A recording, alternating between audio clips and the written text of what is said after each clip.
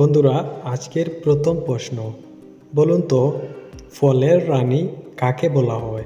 Option A আম, option B কাঁঠাল, option C লিচু।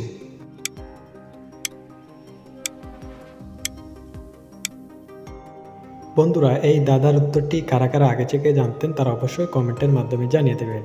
তো বন্ধুরা, এখানে সঠিক উত্তরটি হবে অপশন সি লিচু ফলের রাজা। আজকের দ্বিতীয় প্রশ্ন, বলুন তো কোন পাখি আয়নায় নিজেকে চিনতে পারে?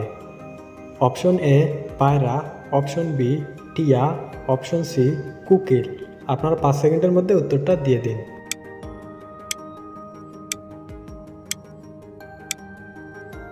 প্লিজ বন্ধুরা, চ্যানেলটি সাবস্ক্রাইব করে দিন এবং ভিডিওতে একটি লাইক দিয়ে দিন। সঠিক উত্তরটি হবে পায়রা আয়নায় নিজেকে চিনে নিতে পারে। বন্ধুরা, এখানে স্ক্রিনের দিকে আপনারা লক্ষ্য করুন। এখান থেকে আপনারা মেয়েটির নাম কি বলতে হবে। প্রথমে একটি অক্ষর রয়েছে, যে অক্ষরটির নাম হচ্ছে ডি এবং মাঝখানে একটি প্লাস, তারপরে রয়েছে দুটা পা। আপনারা এখান থেকে একটি মেয়ের নাম অবশ্যই 5 সেকেন্ডের মধ্যে বের করতে হবে।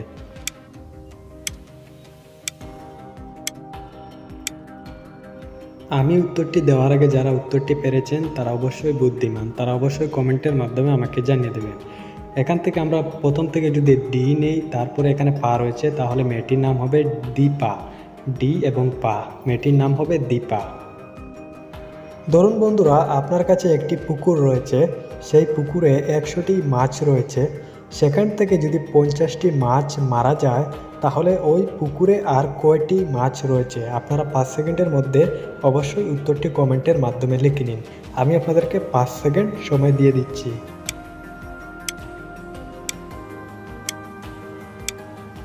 বন্ধুরা, আপনারা যারা যারা উত্তরটি পেরেছেন অবশ্যই কমেন্টের মাধ্যমে জানিয়ে দেবেন যে আপনারা উত্তরটি পেরেছেন।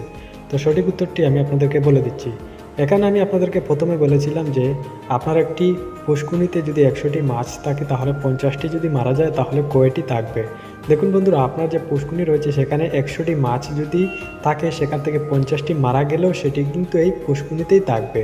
তো এটির সঠিক উত্তরটি হবে, যদি 50টি মারা যায় তাহলে অবশ্যই আপনার 100টি মাছই আপনার পুষ্কুনিতে থাকবে। তো আশা করি উত্তরটা বুঝতে পেরেছেন।